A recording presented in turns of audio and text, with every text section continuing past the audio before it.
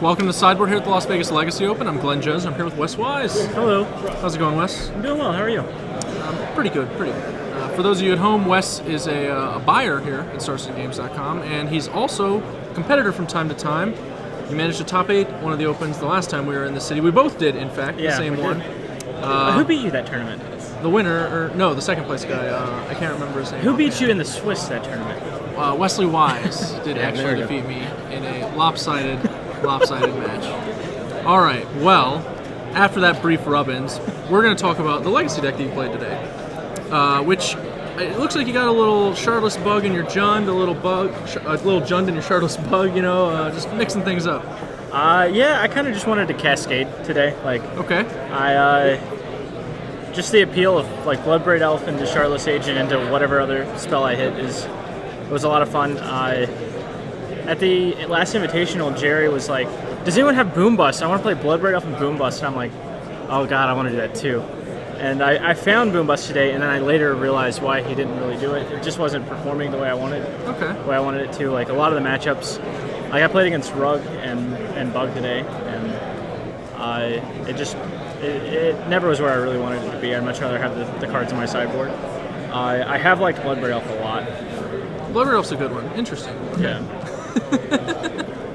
All right, so in addition to Boom Bust, you've basically mixed the elements that were in the Shardless Bug deck. You've got Ancestral Vision and Shardless Agent with Hymn to Torox, which you're really just getting a lot of card advantage. Have you found the games going just long and you eventually outcarding the opponent? Yeah. I imagine you're not winning any of them really fast. No.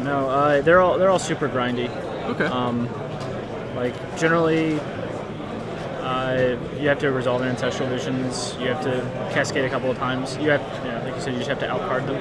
Okay, that makes sense. To that end, you have also included a Life from the Loam, which with your Wastelands and just Fetchlands in general, I think that card's catching on in Jund as one of the best ways to even be in the mirror match. So right, makes sense to see it here.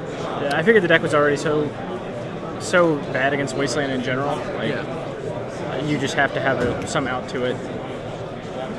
Has it been a problem in your matches that Wasteland is just cutting you off your colors? I mean, you have Deathrite Shaman, so it doesn't seem like it would be so bad, but obviously if he's alive, usually things are looking pretty good anyway. Right. Deathrite Shaman usually dies immediately. If it doesn't, then it looks pretty good for me. All right.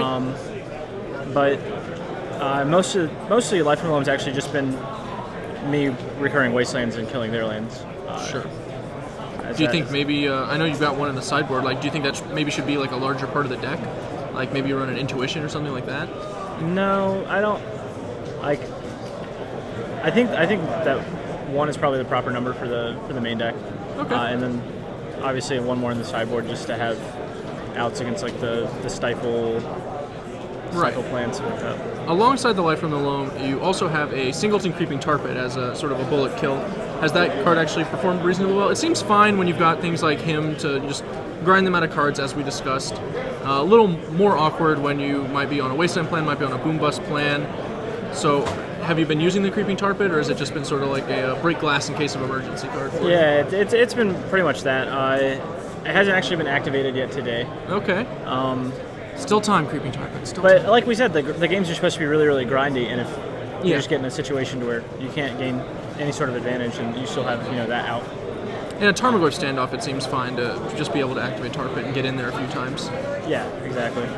Were there any other utility lands you considered, anything spicy, like a Vorash Stronghold or something crazy? Or were you mostly just...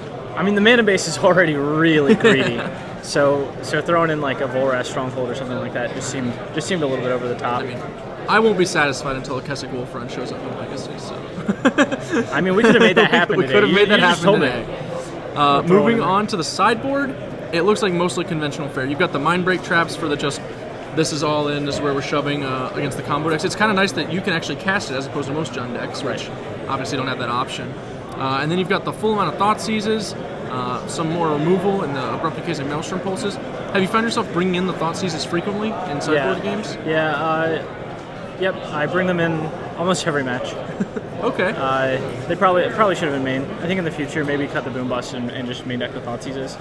But I don't know. And I also needed a counterspell I couldn't Cascade into. That's also true, yeah. A trick for Mind Break Trap is that you cannot Cascade into it. You're looking out. All right, Wes. Well, I appreciate you giving us your look at 4-color Cascade here. A little different from the ones we've seen previously. Thanks for joining us. Thanks. Let's get back to the tournament.